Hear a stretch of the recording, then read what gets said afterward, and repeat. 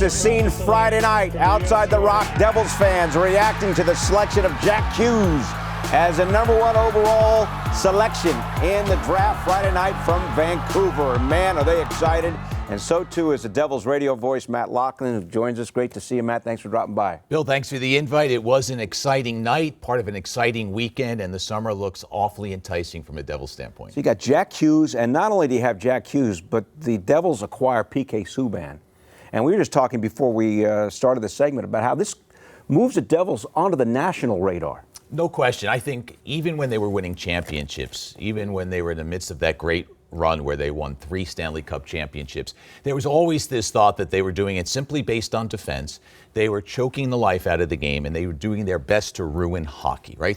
The trap. And even though that wasn't true, there were years where they led the league or were near the top of the league in scoring.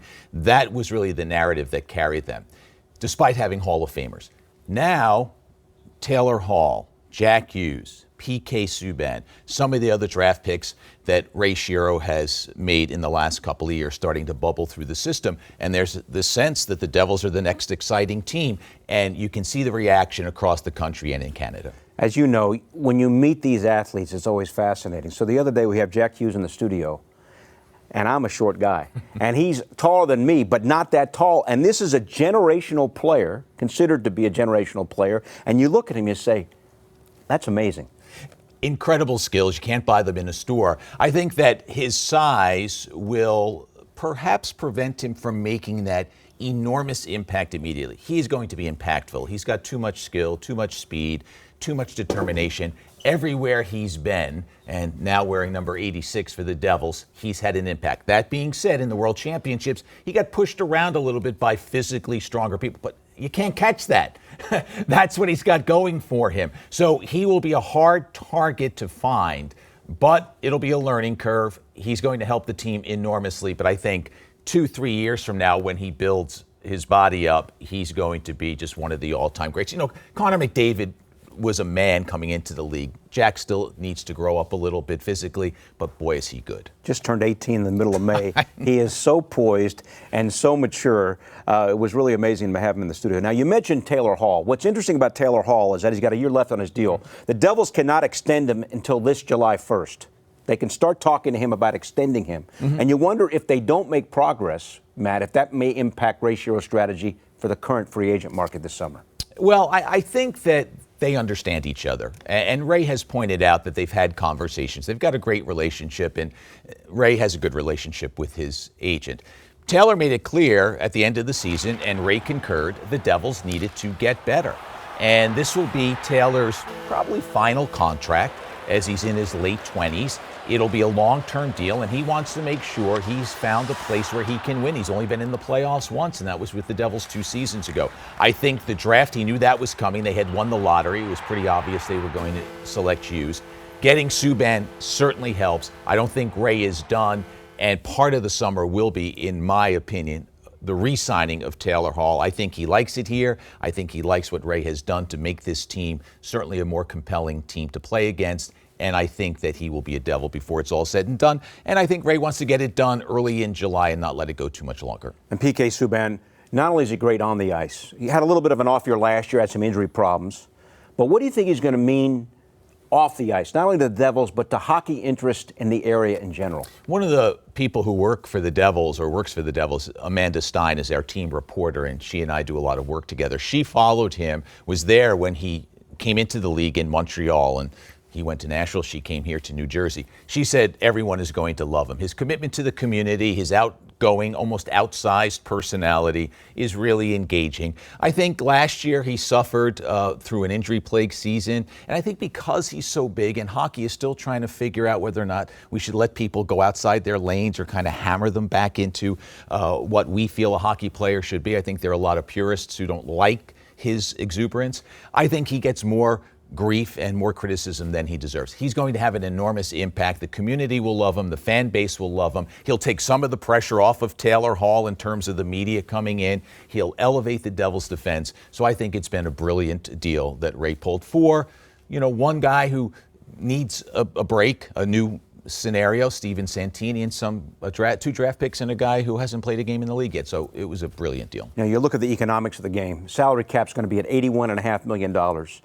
In some cases, like Subban's case, it squeezes guys out. Nashville couldn't afford them. Yeah. And the economics of the game are such that I think the cap structure may not be in line with these max players are commanding when it comes to trying to have a team of a lot of big-time players. Yeah, it's the dilemma that every GM has, when you go for it, how you go for it, and then where does it leave you if you don't achieve the ultimate goal. I mean, I think as long as you're competitive and you can fill the house, you've pretty much done your job. Everybody wants to win, but only one team will.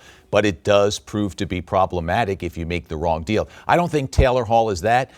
PK Subban only has 3 years on his deal, as some of these other players, Nico Hischier, who I didn't mention, part of the excitement as well. He comes up for a new deal. I think there'll be room for that money, but I think that will affect a little bit what Ray does this summer on the free agent market. He's never been a big free agent guy. He's been more of someone who's built through trades, and I think that's more likely, getting a known commodity, known term, than bidding against another team and then wind up not liking what you did. And it sure has led to parity in the NHL. From one year to the next, you don't know what can happen. Devils made the playoffs 2 years ago, didn't make it this past season, but with all the additions, who knows what may happen to the Devils in the upcoming season. Matt, we have July 1st coming around the corner, the free agency period. Some of the big name forwards. Artemi Panarin figures to command big money. Matt Duchene as well, and the same for Joe Pavelski, who of course has had a great run with the Sharks. I'll be curious about Pavelski, though. The first two, I think, will price themselves out of the Devils' range. Not that they won't kick the tires, and of course it takes two to make a deal. They'll have to want to consider New Jersey. But Pavelski's interesting because he can still score. His game is not deteriorated. I don't think he's going to command a huge deal in terms of years.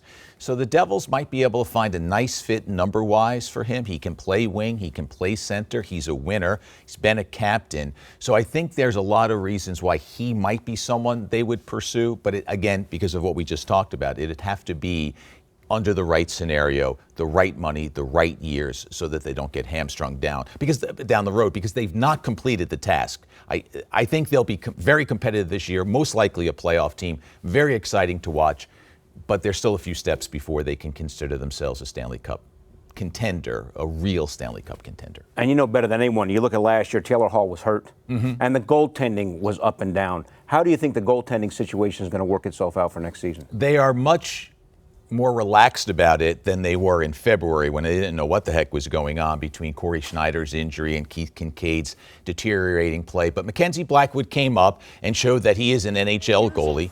How far he gets, how far he goes, that's up to him and the team in front of him. But they feel they've got a good one there. And then Corey Schneider, after he came back finally at the end of the season, showed that he's back. He played well in the World Championships. And as long as the confidence remains strong, I think physically he's back, and they are in much better shape than they were. What a brilliant save by Blackwood. So athletic. If he walked in here, Bill, he's like a linebacker. He's like 6'3", 225 pounds. He's just an enormous guy. Unlike Jack Hughes, it's kind of the yin and the yang, but he's terrifically athletic. All right. Of note also, recently the inductions announced for the hockey class into the Hall of Fame of 2019. No Alexander McGillney, no Patrick Elias, but Sergei Zubov is going in. And you know, in '94, when the Rangers won the Cup, he was the Rangers' leading scorer. I looked that up. I'm like, whoa.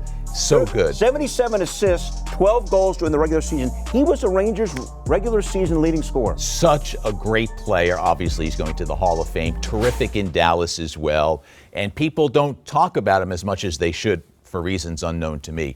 Well deserving of being in there, and it's a terrific class. Patrick Elias, he was up for consideration, didn't make it. I think his numbers will justify inclusion in the Hall of Fame. Next year might be a little difficult because there are a bunch of players, Marian Hossa, Jerome McGinley, who will attract a lot of attention. But eventually Patrick will be there, and I don't know what's keeping Alexander McGillney out. You know, he also has a Devils pedigree. Unbelievable player, incredible scorer. You know, I don't know why he's not in as of now. Wait till next year, maybe. Wait till next year. For more great videos from the MSG 150, check out right there. And remember, our show is on Monday through Thursday, 8 to 10:30 p.m. on MSG Network and MSG Go.